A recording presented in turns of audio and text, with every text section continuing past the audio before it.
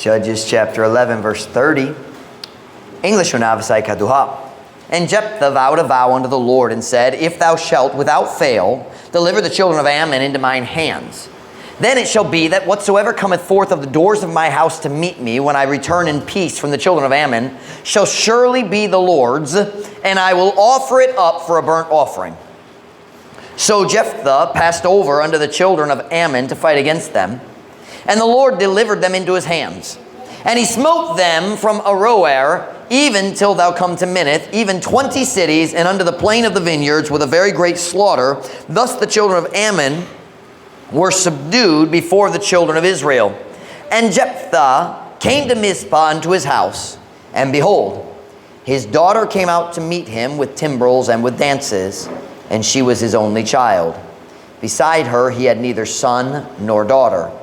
And it came to pass when he saw her that he rent his clothes and said, Alas, my daughter, thou hast brought me very low. Thou art one of them that trouble me, for I have opened my mouth unto God, and I cannot go back.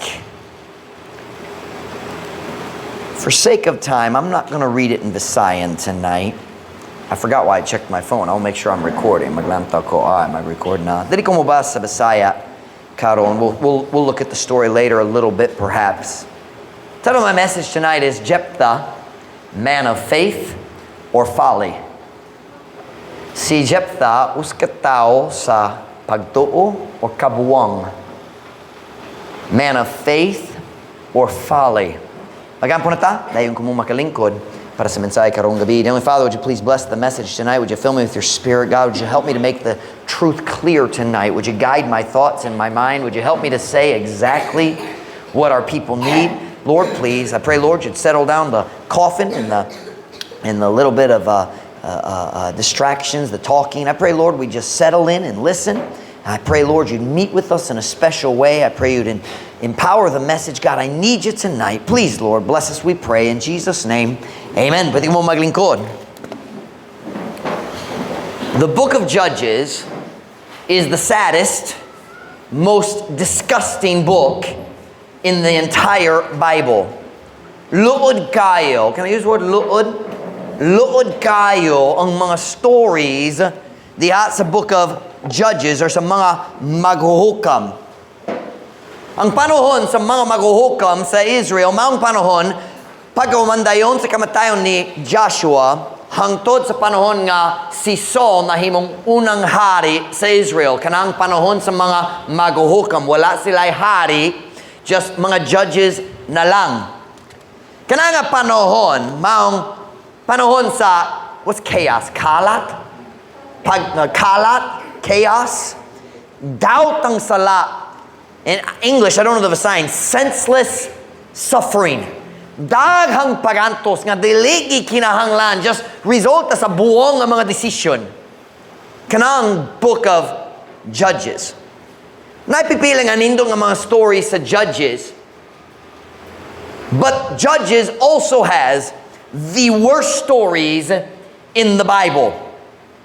Stories that make you cringe. I learned the word cringe in Visayan or something similar. Ngilohan ka sa mga stories sa Judges. Kung ikaw mo basa sa stories sa Judges, masyak gyud ka kung magtagad gyud ka. If you actually pay attention, the stories are horrific. They are as bad as any story you've ever heard in the news in the Philippines, and many times much worse. The problem, ang problema, diha sa panahon sa Judges was very, very simple to explain.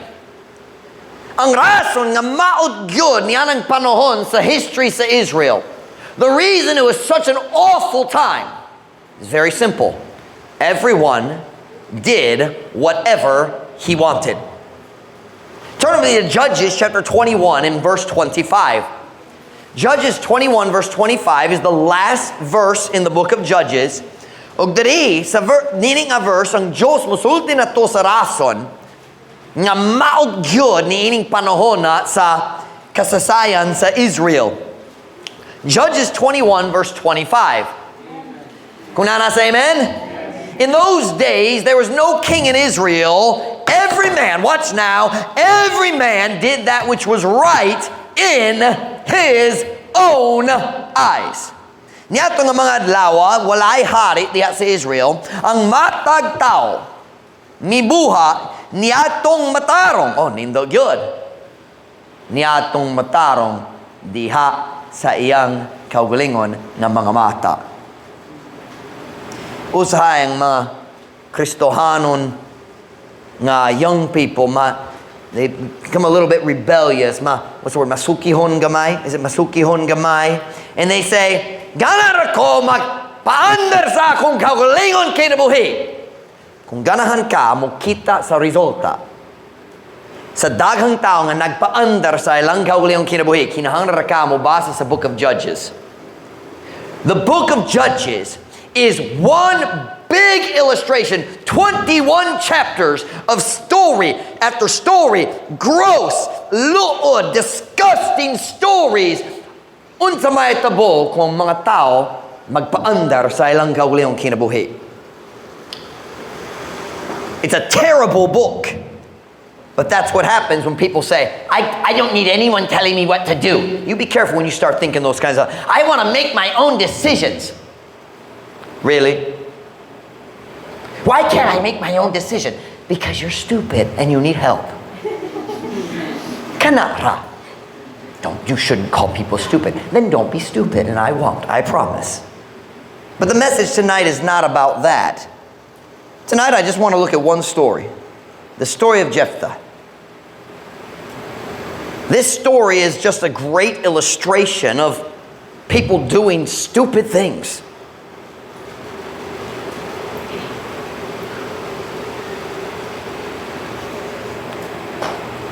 In the story of Jephthah, daghang kaninyo murag wala pa kabalo sa story. We just read it in English, but let me tell you a little bit about the story. Wala ta nagbasa tibok story.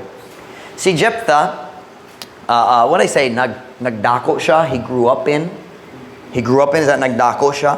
Nagdako siya diya sa pamilya nga nabungkag. Ang iyang mama uska prostitute. Sa English Bible, harlot. I won't use the word in the Visayan Bible. It's very strong. I believe. I'm not gonna check. Pero siya, ang iyang mama, uska prostitute. Dayon, ang iyang papa, nagkasal gayon sa laing babae, o si Jephthah na ay mga half-brothers. Pero yung papa, lahi ang mama. Pero siya ang anak sa gawas. Can I say that? Siya ang anak sa gawas. So sa diya, nadakot na ang iyang mga igsoon, sila nagpahawa kaniya, nagingon, dali kang tinod anak, ikaw ang anak sa gawas, dali kang magstay dali kang mananunod, uban kanato, kanamo diri. So they chased him away. What happened here? I spit on my microphone. That's disgusting. Speaking of grotesque, disgusting things. Okay. Si Jephthah, lisod kayo ang iyang family life. Eventually, pahawag yun siya sa iyang mga igsoon, murag manghod niya, but they chased him away. Og nagbiye siya, nagbalhin siya sa laing syudad. Pero, sa diya dakot nagyud si Jephthah, he was a strong, courageous soldier and a very good leader. Nindog yun siya nga pangulo sa mga kasundalohan. So siya dito sa iyang dapit, layo gikan sa iyang pamilya. Hangtod ang kaaway niabot og nagataki sa iyang syudad. The enemy is called the Ammonites. And the Ammonites came and nagataki sa iyang hometowns, ang lugar sa iyang pamilya. Ug ang mga pangulo sa iyang syudad nagpatawag ni Jephthah og nagsulti, kinahanglan mi sa imong tabang aron makigaway batok sa Ammonites. Sila nagsaad ni Jephthah, kung ikaw mudaog sa gubat, kami maghimo kanimo nga pangulo sa tibok syudad. So nag-uyon siya. Si Jephthah ni balik sa iyang lugar, sa iyang home place. Nagtigom siya sa iyang kasundaluhan o nagandam para sa gubat. Apan, I don't know say, sa dali pa Sa dali pa nag-start ang guba. Sa dali pa nag-start ang guba, si Jephthah naghimo sa strange promise. Si Jephthah nagsaad sa Ginoo, kung ikaw mutabang ka nako sa gubat, ug ako mo daog gayud, kung ako muuli sa akong balay sa kalinaw gikan sa gubat, kung muuli nako ang unang butang bisan unsa man, ang unang butang nga mugawas gikan sa pultahan aron motagbo kanako, the first whatever it is bisan unsa nga maglakaw gawas sa pultahan sa akong balay, ang unang butang makita nako kana mahimong sakripisyo para nimo, ako mohalad nimo nga burnt sacrifice. Sinunog. What is it? Sinunog nga halad, sinunog nga sakripisyo. What you laughing about, boy? Huh? Sinugban? Sinugba? Isn't that roast? Oh, grilled. Yeah, sinugba. Butol. Kita nagbasa sa bahing sa story ganiya. If you were paying attention o kung nakasabot ka sa English, kabalo ka ang Diyos mihatag niya sa kadaugan. Apan, sadia, watch now. Unsang yang saad, ang unang butang mo gawas sa pultahan sa balay, kana ang sakripisyo para kanimo ginawa ko mohatag nimo. Ug sadia ni uli siya. Unsang una nga naggawas sa balay, iyang bugtong anak nga babaye. Wa siya lain. One lang. Uska na babae siya. Patanon pa. Wala pa namin yun. O nigawa siya sama sa cheerleader. Kapalo mo cheerleader sa basketball game dito. Normally, they're dautan yun ang ilang pamisti. Pero gawa siya sama sa cheerleader. The Bible says she had timbrels, which is ting, and nag-cheering siya. The Bible says nagsayaw siya. Dali sama sa plaza dito. It just means she can, oh, daddy's home! Yeah, kung daddy's son, hero sa gubat! Look with me at verse 35. Let's read it again. Maka-imagine ba ka sa feelings ni Jephthah sa diya nakakita siya sa iyang anak na inumdum sa iyang saad sa Ginoo? Judges 11:35. Kung nasa, amen? And it came to pass when he saw her that he rent his clothes and said, Alas, my daughter, thou hast brought me very low, and thou art one of them that trouble me, for I have opened my mouth unto God, and I cannot go back. Bisaya. O kini na itabo, sa diya nga iyang nakita siya, nga siya migisi sa iyang mga bisti. Si Jephthah migisi. Sa panahon sa Biblia, ang gisi-gisi dili uso. Okay? Magisi sila sa saninas aron mo pakita nga nasamok gayud siya. Ganahan just so upset. It was a sign of great distress. Dako nga kabalisa, dako nga problema ni abot sa akong Ginoo. And they'd rip their clothes aron mo pakita sa, it's like kini ang they'd rip your clothes like hulagway ka na sa pagbati sa ilang kasing-kasing. That was the idea. Balik na. Sa diya ngayang nakita siya, nga siya, si Jephthah, migisi sa iyang mga bisti, o miingon, intawon. What is intawon? Its English is alas. What is intawon? Something niyo ka na? Does it mean like, oh no? Something like, oh no? Because alas means, oh no. Intawon, akong babaeng anak! Ikaw may paubos ka ayaw kanako, o ikaw sa kanila nga nagsamok kanako, kaya akong giabli ang akong baba ngato sa Ginoo, o ako dili na makabakwi. Here's what he says. I'm sorry, daughter. What ko'y choice? Di ko makabakwi, di ko makabawi. Bawi ang commentary, di ba? Di ko makabawi. Now, I want to ask a question. He was saying, nagsaad ko sa Ginoo nga unang butang mo gawas akong balay. Akong mo patay niya nga uska sakripisyo, mo sunog niya diha sa halaran. Dayon nakakita siya sa iyang anak, ug nasulti siya, di ko makabawi sa akong decision. Now, don't answer this question or basin maulaw ka unya. But I want to ask you this question tonight, and I want you to think real careful. Because daghang tao nalibog nini nga story. Bisan ako, nagbasa daghang panahon, nagduda ko, sakto ba ang iyang decision? Nagsaad siya sa Ginoo, pero grabe kayo, magsakripisyo sa imong kaugalingon anak. So here's the question I want to ask tonight. Kini nga decision ni Jephthah, nagsakripisyo gayud siya sa iyang kaugalingon anak.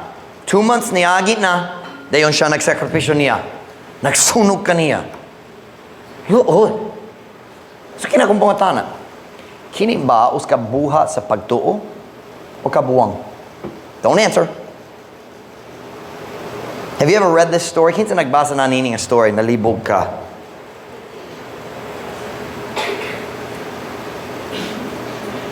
Before we try to answer, let's see what God says about Jephthah in the New Testament. Now, don't run ahead of me. Just stay with me. We're going to walk through this. Mag-Bible study ta karon. Hebrews 11:32. Hebrews 11:32. Chapter 11, verse 32.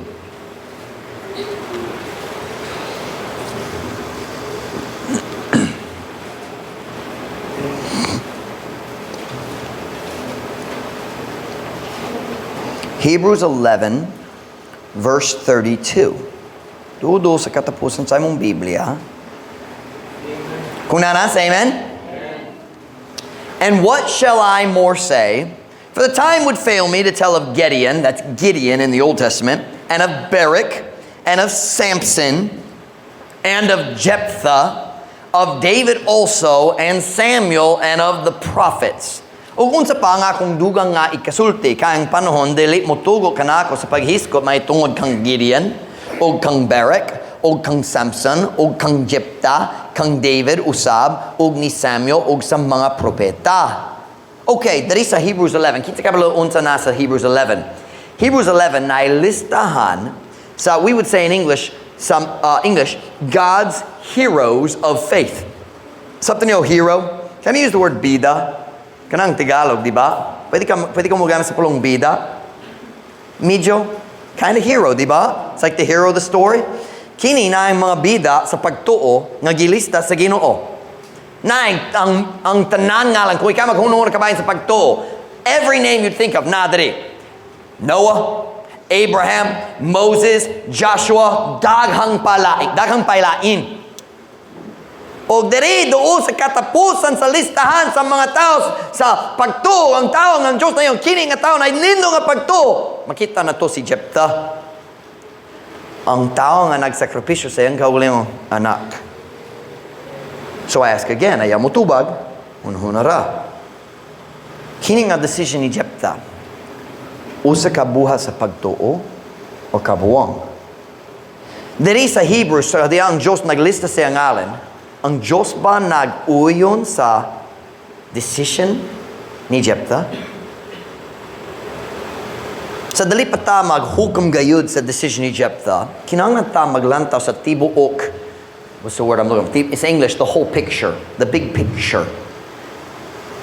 First of all, I want to ask you a very important question. Maghisgot ta, kini nga decision ni Jephthah, pagtuo o kabuwang? Diri gilistahan siya nga uban sa mga tao nga naidakong pagtuo, di ba? But does that mean this decision of his was a decision of faith? First, I want to ask you a question. Mag-logic ta, kinahanglan ta maghunahuna karon, okay? Ayaw matulog or mawala gyud ka. Number one, or not really number one, just hunahuna ta. Here we go. Where does faith come from? Asa ang pagtuo magikan? Romans chapter 10, verse 17.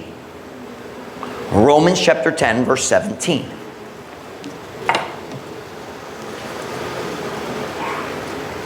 Kung nalibog ka gamay karon, ayaw kabalaka, before we're done, masabtang gayud ni mo ang tanan. Romans chapter 10, verse 17. Kung nanas, amen? So then, faith cometh by what? And hearing by the word of. Bus ang pagtuo nagaabot pinaagi sa pagpaminaw o pagpaminaw pinaagi sa pulong sa Dios. Okay. Aron mukuha ko og pagtuo, aron mukuha ka og pagtuo, you must be willing to listen. Now watch me now. Paminaw. Ang tao nga sulti, di ko kinahanglan ni bisan kinsa mo tawang nako. Watch me now. Kanang nga tao dali gyud mukuha sa pagtuo because you must be willing to listen. But you must be willing to listen to the right thing, the Word of God. Dili pa maminaw ko sa mga usay magkaila ko sa tao. Buot ko maghimo sa Bible study ni bisan kinsa. You ever met somebody like that? Mag-Bible study ko sa Mormons, sa INC, sa Jehovah's Witness. Unsay mong experience niya na malibog gayud sila. Because they're listening to the wrong one. You need to listen to the Bible. Kinahanglan mo mayinaw sa pulong sa Diyos. Faith comes by hearing. But hearing what? The Word of God. Watch now. Faith is always based on the Word of God. Ang pagtuo kanunay gibase sa pulong sa Diyos. Tung dili gibase sa pulong sa Diyos, dili tinud pagtuo na. You say, well, I believe this, nagatuo ko niya na, pero dili ka na ang tinud pagtuo sa Diyos. God's faith, the faith that comes from God, true faith, is always based on the Bible. Not on the words of men. So here's the question. So faith must be based on the Word of God. So question. Did God command Jephthah to make that promise before the battle? Yes or no? Wala. Nagduda mo tungod wala nakabasa ta sa tibok story. Wala. Ang Diyos ba nagsugot ni Jephthah nga maghimo niya ng asaad bisan unsang una mugawas sa kumpultahan kanang sakripisyo? Ang Diyos pa nagsugo niya? Dili man. Human sa guba, miulit na siya. Iyang anak nga babae migawas arong mga musta niya, malipay siya kung papauli na. At that time niyarang panahon na, ang Diyos pa nagsugo niya nga magpatuman sa iyang saad? Wala. We're trying to figure out kini nga decision ni Jephthah gibase sa pagtuo o kabuwang. Pero sumala sa Biblia, ang tanan pagtuo magikan sa pulong sa Dios, gibase gayud sa pulong sa Dios, di ba? Pero ang Dios wala nagsugo niya nga magsaad, o human nga siya nagsaad, ang Dios wala nagsugo niya nga magpatuman sa iyang saad. Do we ever see Jephthah? Makikita ta nga si Jephthah nangutana sa Ginoo para sa paggiya, human nga yang anak ni gawas. No. We just see him making a decision. Wala siya nangaya og tabang, Ginoo, wala ko nag-expect ni ini unsang saktong buhat na karon, kini ako anak. Dili ko makasakripisyo, dili ka modawas sa sakripisyo sa tao, you're not that kind of God. You don't see that happening. Nagsulti ra siya, wakoy pilian. Kinit na lang. Nagsaad ko, muputuman gayud. But dili gyud ka mo kita bisan nasa sa Biblia nga ang Diyos nagsugo ni Jephthah sa pagsakripisyo sa iyang kaugalingon anak. So, if faith must be based on God's Word, kinit ba decision gibase sa pagtuo o dili? Dili. Kaya dili nagikan sa pulong sa Diyos.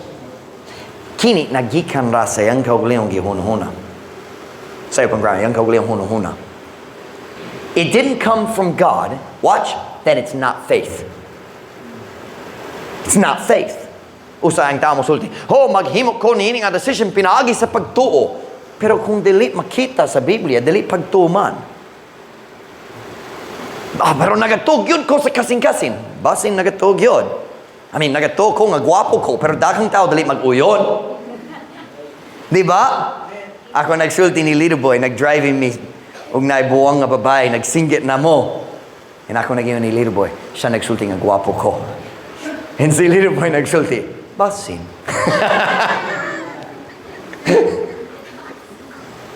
Believing it in your heart doesn't make it true. Di ba? So was this a decision of faith? No. Then what do we have here? Unsa man kini?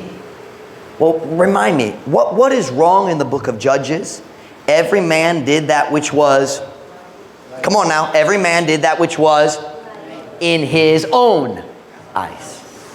So what do we have here? Dili pagtuo kini. Kini ang us ka tao nga nagahimo sa matarong diha sa iyang kaugalingon nga mga mata. He said, but Pastor Mike, gilista siya sa Hebrews 11 ang chapter sa pagtuo. Tinuod. But that's really easy to answer. Let me ask you a question. Kini nga story nga siya nagsakripisyo sa iyang anak. Kana ra, I don't want to say English. Is that the only thing he did in his entire life? How do I say that? Kana raba ang, I don't know how to say that. I can't say that. You all understand what I mean. Napaylaing buha sa iyang kinabuhi? Naba? So mahimo ba nga gilista siya sa Hebrews 11 para sa laing rason? Ang story nagsakripisyo sa iyang anak, kanang famous story, pero nasa daghang lain butang sa iyang kinabuhi. Punta na. Sa diya sulong siya ngato sa gubat patok sa kaaway. Ang Diyos pa may hatag niya sa kadaugan. So, basin siya nagasalig sa Ginoo diha sa gubat. Di ba? So naidaghang lain area nga makasulti tao na siya'y pagtuo, pero dili kini. Am I making sense to ya? Sa diya nagdesisyon siya mo sakripisyo sa iyang anak, bisan unsang lain mayong buha sa iyang kinabuhi. Kana nga decision dili us ka buha sa pagtuo, kanang buha nga gikan sa kasing-kasing sa tao nga ako na lang makabana-bana niini. Can I say it that way? I can figure this out. He was doing what? He was doing what was right in his eyes. Sa iyang kaugalingon hunahuna. Not only, watch now, dilita makatawag nining at decision nga buha sa pagtuo. Number one, ang Diyos wala gyud nagsugo niya, naghimo niya na.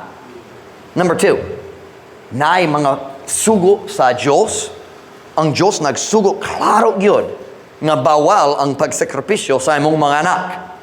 Turn with me to Leviticus chapter 18. So not only did God not tell him to do it, there were commands in the law of Moses not to sacrifice your children. Leviticus 18 verse 21.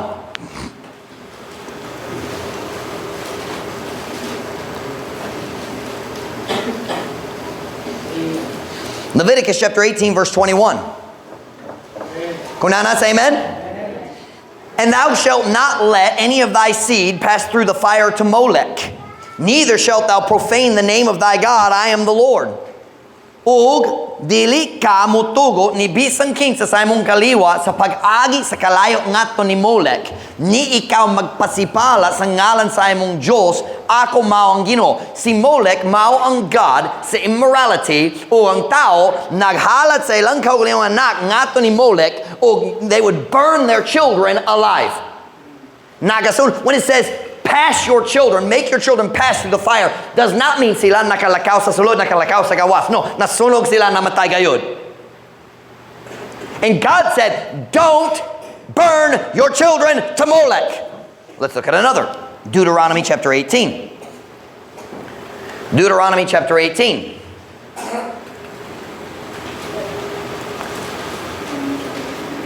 Deuteronomy chapter 18 and verse 10.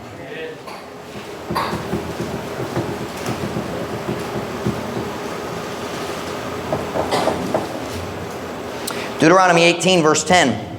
Kunana, say amen? Here we go. There shall not be found among you any one that maketh his son or his daughter to pass through the fire, or that useth divination, or an observer of times, or an enchanter, or a witch. Gillette, there's a bowl of sudan in the ref. I need to eat. I need to take a bite. My blood sugar's dropping. Bisaya, walay makaplagan diha kaninyo si bisan kinsa nga nagahimo sa iyang lalaki na anak or sa iyang babaeng anak sa pag-agi sa kalayo, o niyanang nagagamit sa pagtagna o usa ka tigpaniid sa mga panahon o usa ka tig yam-yam o usa ka barangan. But there you see it again. Ang Diyos what's the word I'm looking for? Salamat Len. I don't know what this is. Hopefully it tastes good. I need to take just, that's going to be hard to eat. That's really big. I need to eat just a little. I'm sorry para atong mga bisita. Komen kayo niyo sa hayag ng sugar ni Pastor Mike mag-drop good. But I'm not sure I can eat this. It's going to be it's really big. Can eat na lang. Nope. That's not going to work. I can't eat that. It's too tough. I'll be chewing for 5 minutes. Do we have crackers or something I can eat easily? Usod ka na. Gillette, why'd you bring me that food? Why pulos ka na? Sama na. I can just feel it. I'm dropping. So watch. Not only had God not commanded Jephthah to offer his children, na mga sugo sa Old Testament sa law ni Moses, klaro gyud nga bawal gyud ang pagsakripisyo sa imong kaugalingong anak. We just read 2 of them. So was this an act of faith? No! Ang Diyos wala nagsugo nga siya mo saad o human sa iyang saad, human nga nakakita siya sa resulta sa iyang saad, ang Diyos wala nagsugo nga siya magpatuman sa iyang saad. Thank you. I'm going to eat this. It's much easier.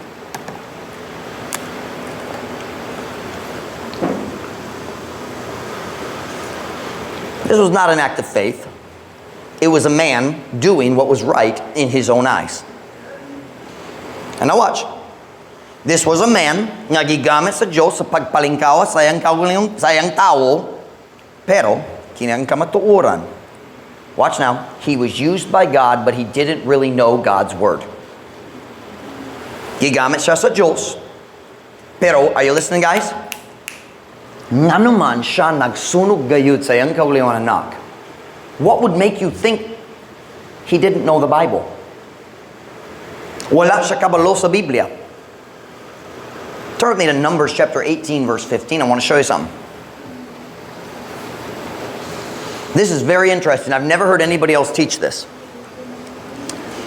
Not only did God clearly say, don't sacrifice your children, God also put a provision in the law for substitutionary sacrifices.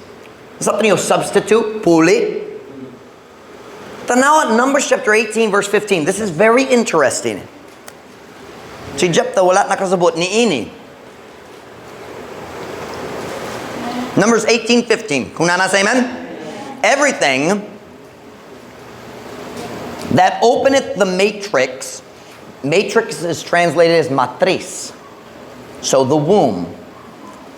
Meaning, when it says openeth, meaning ang unang anak. Ang first time ang inahan manganak. Okay? So first time open na. Everything that openeth the matrix in all flesh, which they bring unto the Lord, whether it be of men or beasts, shall be thine. Nakastorya siya nga to sa mga pari diri. So kung ang tao nagdala sa sakripisyo nga to sa templo, dili ang tanan sakripisyo gisunog gayud.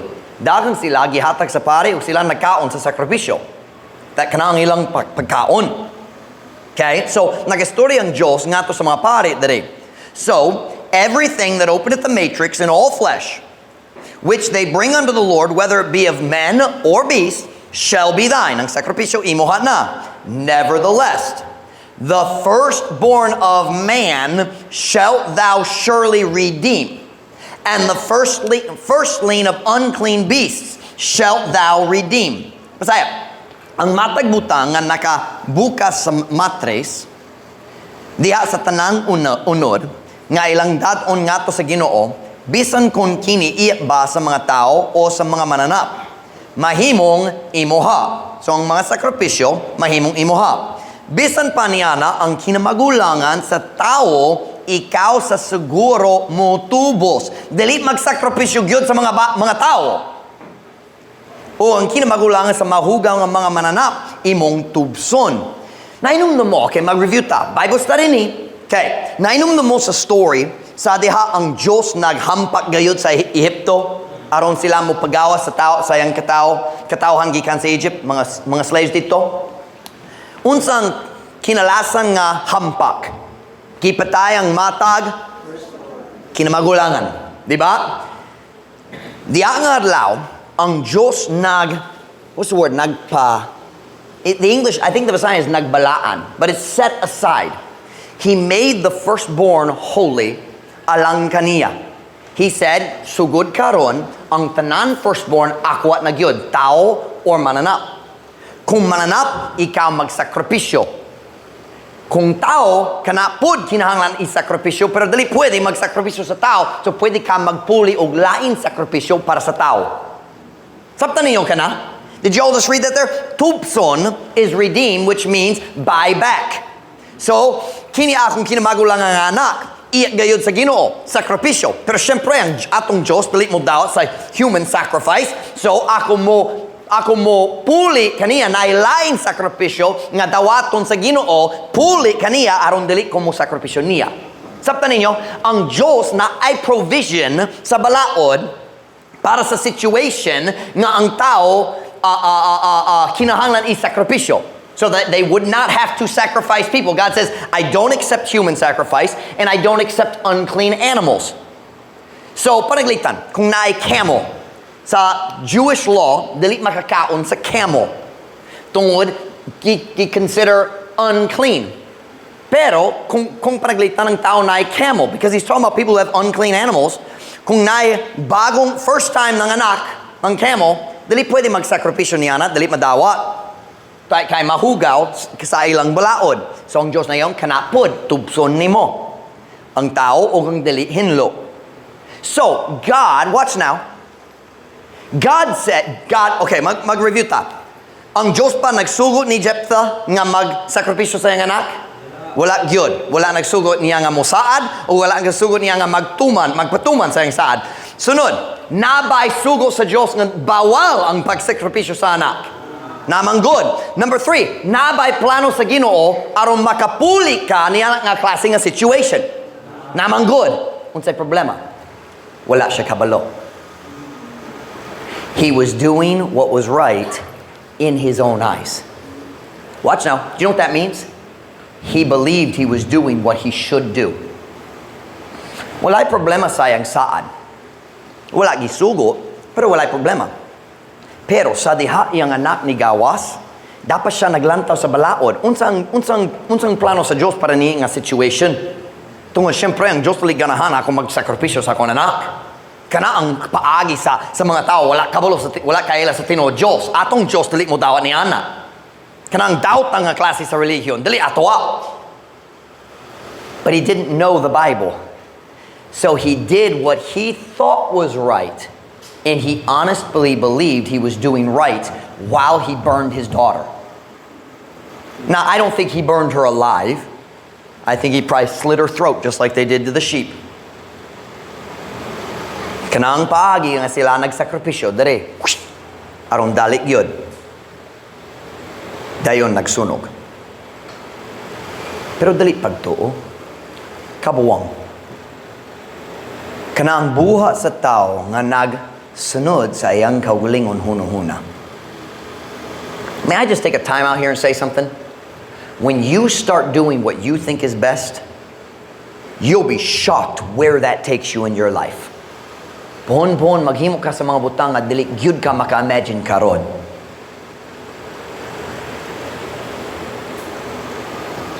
But the saddest thing about this whole story is samtang siya nagpatay sa iyang kaugalingong anak, nagatug yun siya, naghimo siya sa sakto. Nagatug siya nga kanang matarong.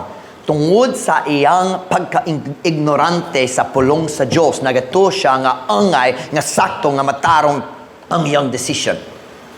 Is that right? Pagka-ignorante? He says to his daughter, "Oh, I've opened my mouth unto God and I cannot go back.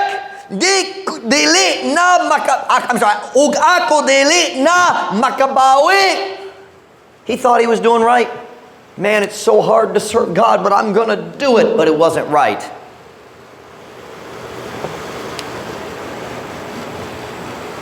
Nagatuo siya nga nagabuha siya pinagi sa pagtuo. But actually, nagahimo ra siya kung unsa matarong sa iyang kaugalingon hunahuna. Did I say that correctly? Sa iyang kaugalingon mata. Okay, so Pastor Mike, what's the application? Unsay kalabutan ng kini nga mensahe sa atwa, dili ta magsakripisyo sa atwa na. Unsa man eh? English una. Do you know what's strange about doing right in your own eyes?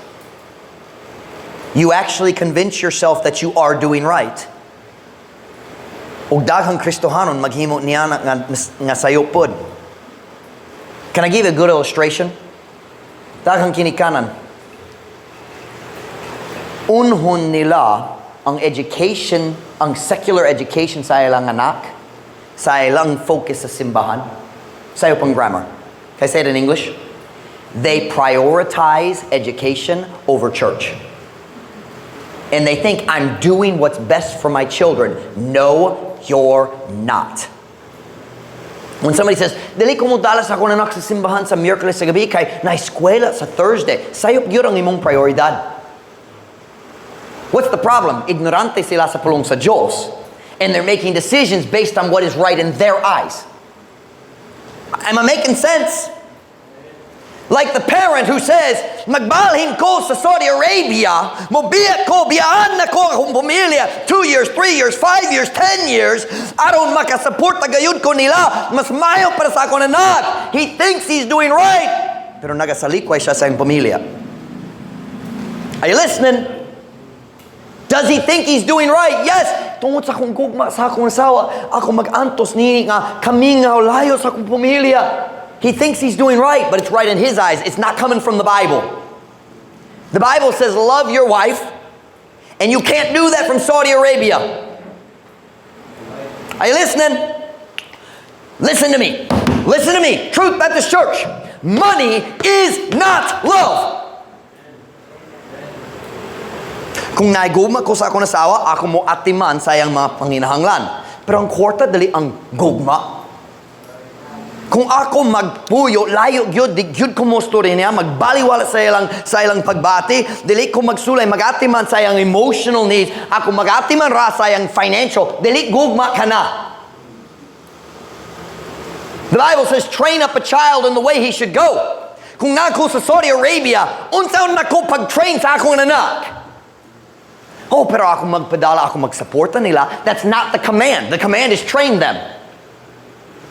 Are you listening? Now, of course, I'm supposed to take care of my family. If any man, used this verse recently for something. 2 Timothy. If any man, I can't quote it. I'll paraphrase it. If a man doesn't take care of his own family, he is worse than an infidel. Meaning, infidels ang tao dali mo to sa Ginoo. So, ang Diyos nag-expect ako mag-atiman sa financial sa akong anak. But watch now. He also expects me to train my children. You can't train your children through Facebook video chat. Are you listening? Pero daghang tao maghimo sa decision gibase sa unsay matarong sa ilang kaugalingon. Mata ilang kaugalingon huna-huna. Oh, nakoy oportunidad. Nindot nga sweldo dito sa India, dito sa Taiwan, dito sa Canada. Nga naman ang Pilipino mo balhin sa Canada, wako nakasabot. Ang ilang tibok summer, like 3 weeks lang. Hey! Tugnaw gyud ang snow sa wintertime. Kana. Mawala gyud si Gillette. Dili gyud kita pag-usap. Where's Gillette? Naglakaw siya sa gawas. Wala gyud ni uli.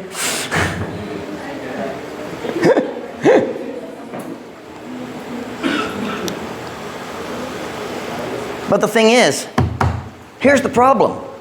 When a person is doing what's right in their own eyes, they really believe it's right.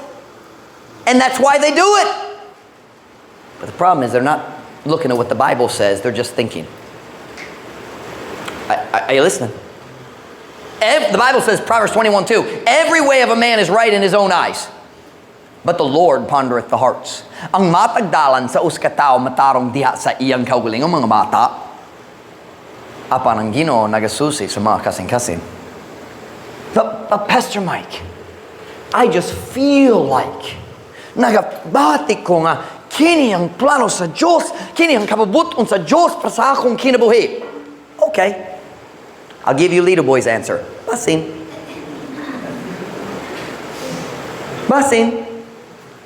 Unsa gitulo sa Biblia kabay niini? Are you listening?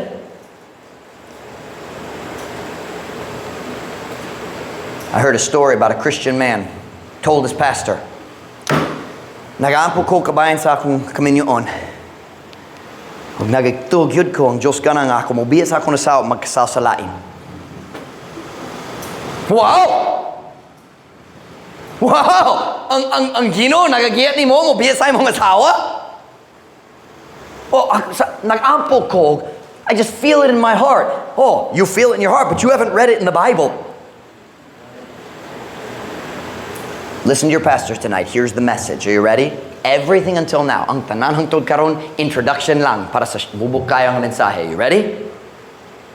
God will never lead you to do something that is contrary to His Word. Ang Diyos dili gayud mo giyat nimo sa paghimo sa decision nga supak man sa iyang pulong.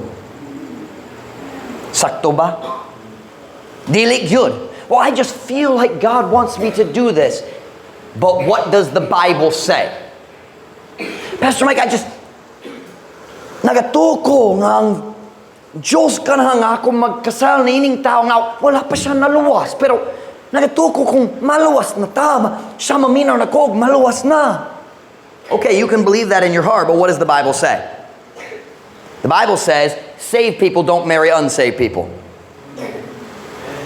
Ang mga naluwas, dili pwede magkasal sa wala naluwas. Nag-story ko sa tao. Nagsangyaw ko sa mga tao. Sila nagingon. Sa unang nanguyab ko sa sakop sa INC. Ug bawal nga sila manguyab sa tao nga dali INC. Huna sila, buwang gyud ka na. Ako naghuna. Ako mag-uyon niya na. Kung naluwas na gyud ka, wa kay labo mag-uyab-uyab sa tao wala naluwas. Unsa imong plano? Asa padulong ka na? Mang-uyab-uyab dito sa eskwela, way tao kabalo. Pastor Mike, nahigog maay kayot me. Pwede ba nabuwangay? Pulong ba? Nabuwanghanay? Maghimo ko sa bagong pulong para ninyo. Nag-uban sa kabuwang. Ang Diyos, watch me now, write it in your Bible, put it on Facebook, don't forget it. God will not lead you to do something that does not agree with the Bible. Kung nakaduol ka sa tinghog, kini ang saktong paayo, pero supak sa Biblia, kana nga tingog, dili ikan sa Ginoo. Basing nagikan sa imong gawlayong kasing-kasing. Basing nagikan sa yawa, pero wala nagikan sa Ginoo. Ang Diyos, dili gayud, mugiat nimo sa paghimo sa decision nga supak man sa iyang pulong. Pero hanas gayud ta magpatuo ka sa atong kaugalingon nga ang atong kababuton maong kababuton sa Diyos. Did I say that correctly? Aren't we good at that? I just feel like, no. You want it. Why labot ang kababuton sa Diyos? Alibay lang. What does God say? Unsay gitudlo sa Ginoo? Pastor Mike, nagaampo ko. Kabahin ni ini nga trabaho, kini nga oportunidad magtrabaho. Huwag nagatuko, kini ang kababuton sa Ginoo para sa akong kinabuhi. O sige, basin. Pero nako'y pipila nga pangatana. Makasimba pagkagihapon. Basin. Oh. So nagatuo ka nga ang Diyos nagagiat nimo sa pagdawat sa trabaho nga mupalayo nimo sa Diyos. Really? Mao ba? Nagatuo gyud ka nga kanang plano sa Diyos para sa imong kinabuhi. Pero Pastor Mike, pero dako ang sweldo. Sakto gyud. Ang Diyos wala nagtawag nimo sa bagong job, ang sweldo nagtawag nimo. Hello! Pastor Mike, nagbati ko ng Diyos kanahan, mag-eskwela ko sa secular. Are you sure? Sigurado ba?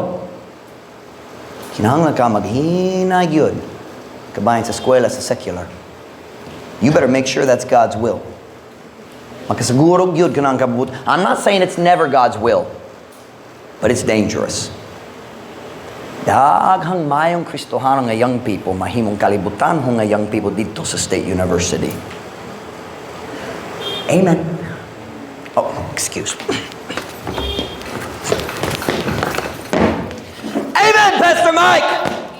Wala, ingana mo sulti ako na lang. Ayaw magtalawan, Truth Baptist Church pa ni.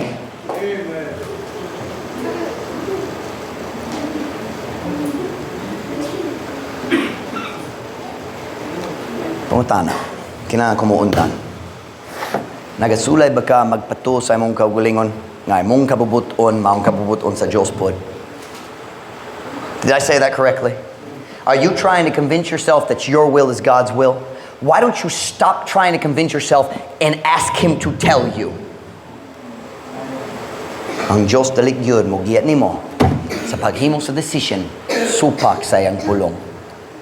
Say, well, Pastor Mike, wala ko sure kung supak sa pulong sa Diyos. Watch. Ako mo tulo ninyo sa nino nga paagi nga ikaw makakaton kung ang Diyos, kung imong idea mag-uyon sa pulong sa Diyos. Watch, watch, watch.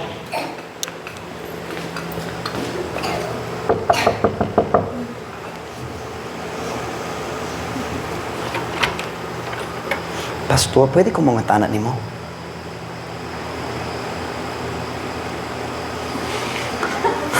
Lusod yun! Pasin si Pastor Mike mo sumbag ni mo! Nga naman mahadlog ka mga tanong sa pastor. Pasin tungod kabalo na kad nga imong idea supak sa Biblia. Pasin. Kinang kapabuton sa Diyos. Basin. What's the Bible say? We believe in following the Bible in every area. Amen. On every head bowed, every eye closed.